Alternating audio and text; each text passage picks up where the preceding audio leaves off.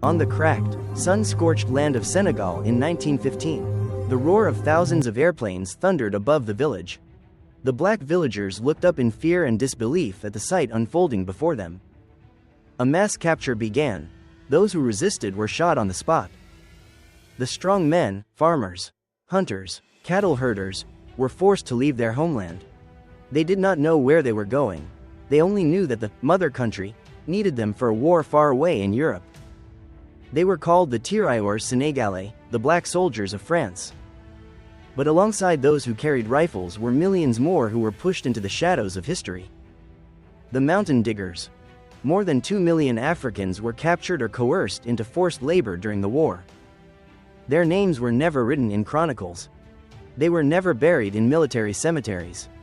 They earned no medals, only dirt, blood, and silence.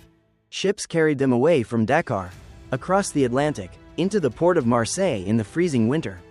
Many had never seen snow, never left their villages. They trembled in thin cloth garments, watching the frosty air rise from their mouths like smoke. "This is where we will die," someone whispered. They were sent to the Vosges Mountains in eastern France, where the front line cut across the rocky range. Their mission: to dig, to hammer, to haul, to drag, to carve roads for the army, to build bunkers, to mine metal ore for weapons. No one called them soldiers. They were living tools. By day, they dug through fog and artillery fire.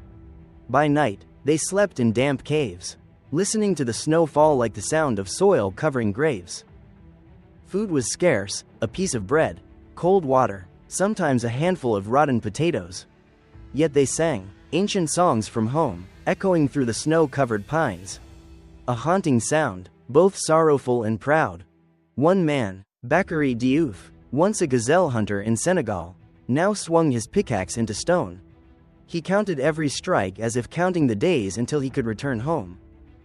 But every time he looked up, he saw only a sky of endless white. "Who are we digging for?" Bakary asked. No one answered.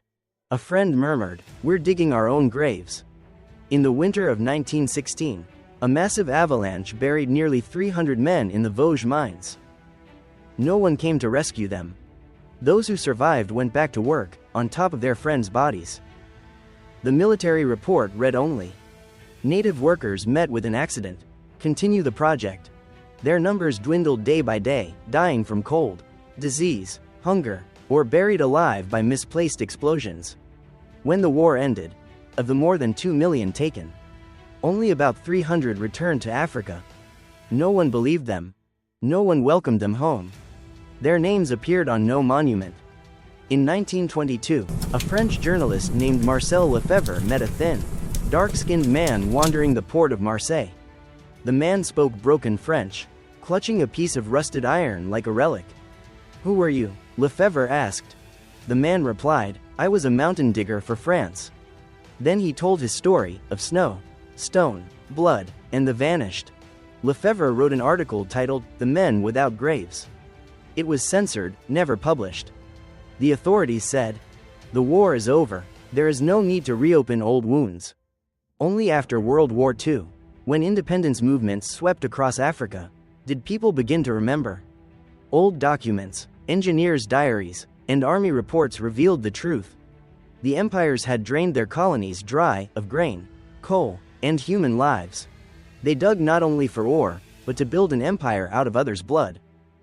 In 1977, at a small ceremony in Dakar, the names of 312 survivors were read aloud for the first time.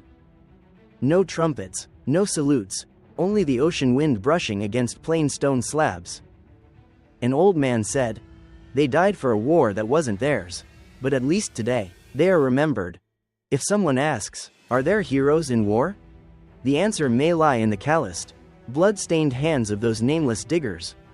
They didn't hold rifles, yet they carried the war machine on their shoulders. Without them, there would be no trenches, no weapons, no supply routes. They did not fight to win, they fought to survive. A letter never delivered, found deep in the Vosges tunnels, written in Wolof, translated to French, read, "If I do not return, tell my mother I have seen snow. It is beautiful, but it kills. And if this mountain still stands, perhaps my bones are inside it." Today, When people speak of the cold statistics of the First World War, winners and losers, advances and retreats, almost no one remembers the nameless Africans, who carved the very foundations of that war, and were buried in its silence.